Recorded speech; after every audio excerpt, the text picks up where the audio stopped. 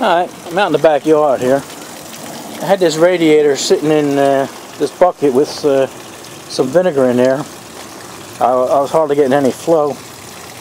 And like I said, I had it sitting, I guess I had it sitting for about a week or so. But we got some good news. We got some water, got a good flow going here. And I just stick it on here. And look at that. We got some real good flow going, so that's the good news. Now I know there was a leak, so we're going to have to pressure test it with some air and put some soap on it and see where they are and maybe epoxy them up. So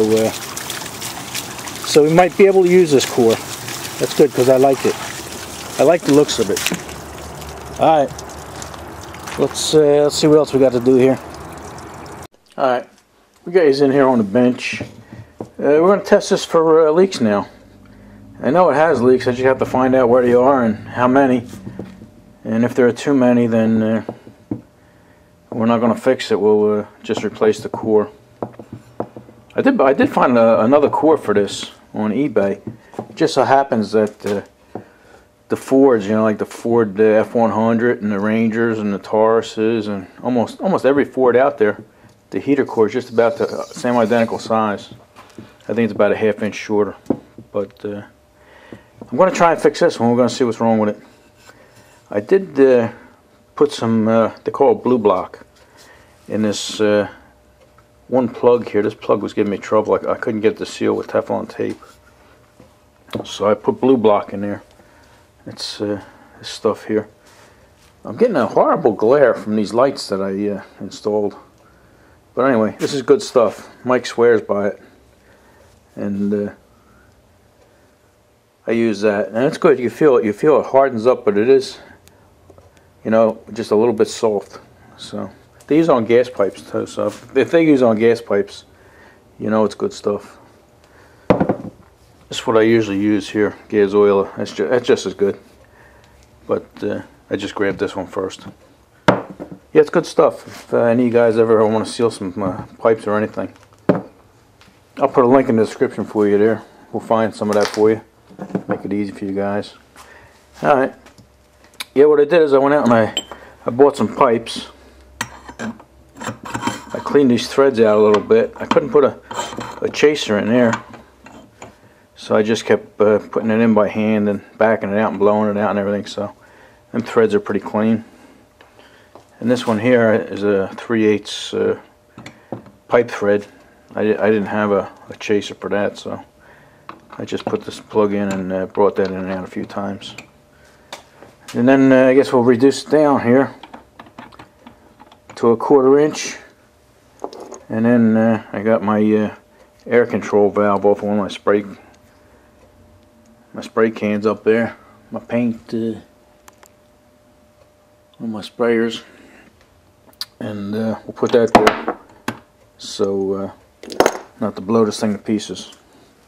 Alright, let me, I'm going to tape them all up, put the Teflon tape on all these and see if we can find a water source. See if we can find a bucket to put it in.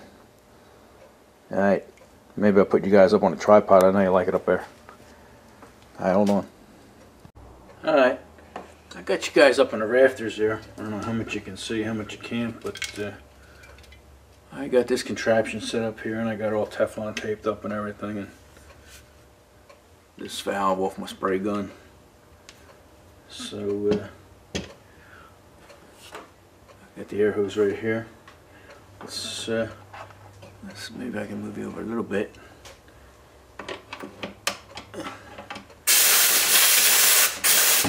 Oh, there we go. Alright. Let me zoom these in here. We're gonna check this out together. Is that too much? Okay, crack it open here. Whoop. I hear leaking already. Whew. Alright, let me turn it off. Let's put it in here. Let's see what's leaking. I thought maybe I put too much water in there. Looks like, oh,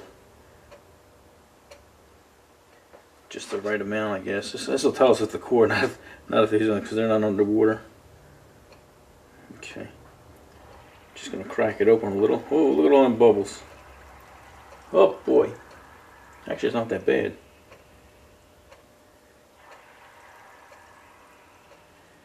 I don't know if you can see that, but let me get out of your way. That one hole is leaking.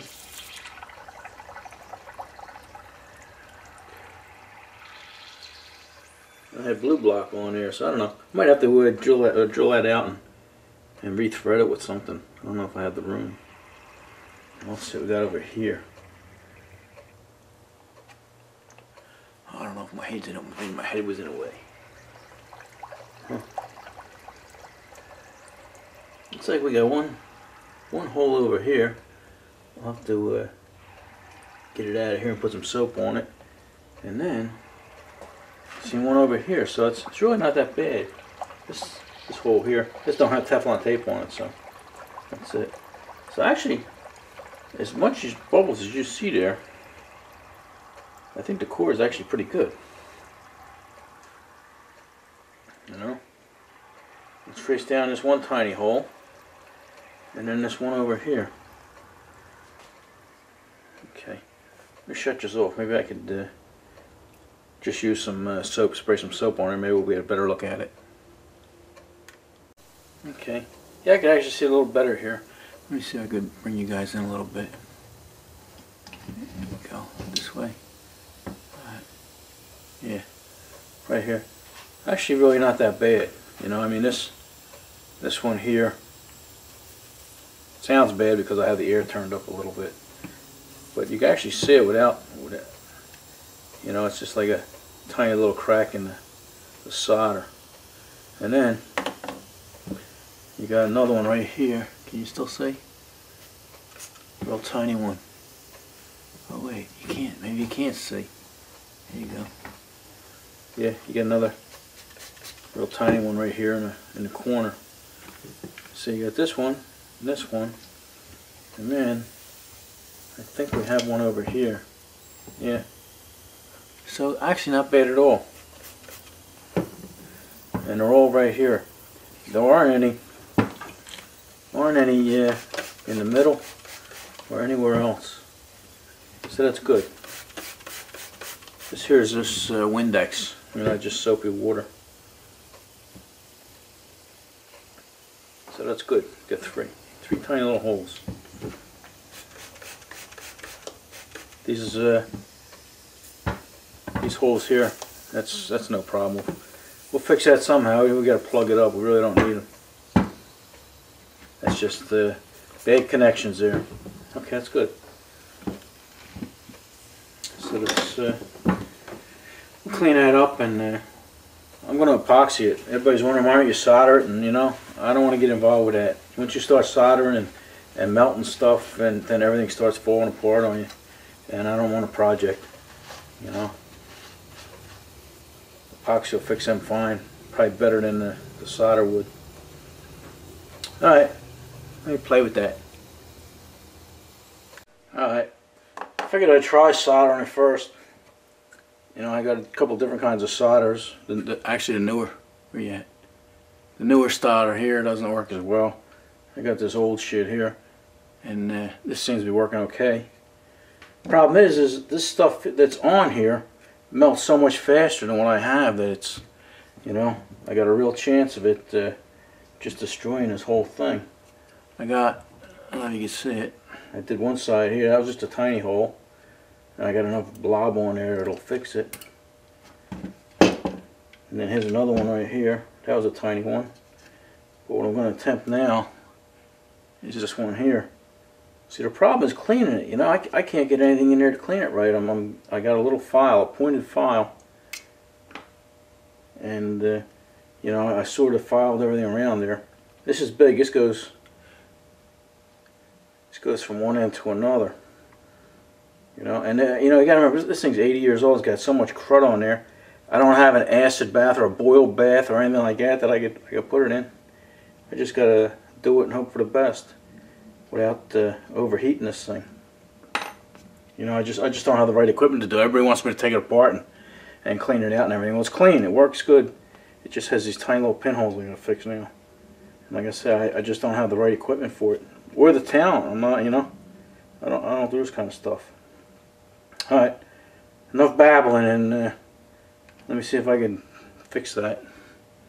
Okay, looks like I might have gotten it, you know.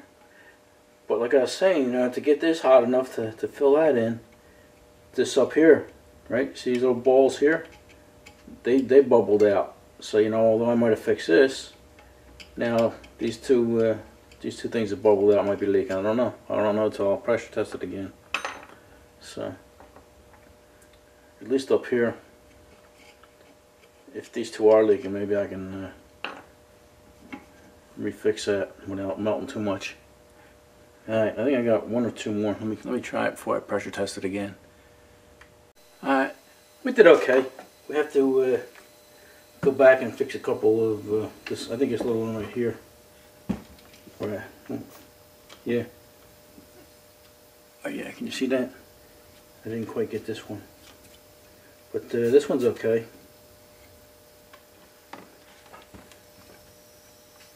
And even this mess up here. The big one's okay. But here's what I was afraid of. You see, I got this little tiny one right here. But what happened is, it created a leak in the top there. There's no way to avoid that. I mean, look how close they are. You heat that enough up to get that to melt, and you're going to create a problem there. I think I might just fix this one up here with epoxy. You know, because you're just looking for more trouble. The more heat you put to this, you know, I'm not looking for a project. And I think that's it. You hear air leaking, but that's coming out of these holes here. You know, that's just. I might have to rethread that bigger if I can, or put another plug in. But I did up here, and this here isn't leaking. All right, so let me try and fix that. I don't know. That might be going around the back, so. I don't know. Alright, let's see what we can do with it. Alright, I think I got it pretty good. All the big holes anyway. Over here you see bubbling, but that's that 1/8 inch hole, that 1/8 inch pipe thread. And we'll deal with that. We'll deal with that one way or another. But I still might send some kind of seal through this thing. You know, because I could actually turn this thing up, so it's really bubbling good, and it's still don't see anything coming out of anywhere except right there. So we're happy with it. Like I say, we're gonna have to do something with that. I don't know if I could oversize that or not. Probably not enough meat back there, but we'll do something with it.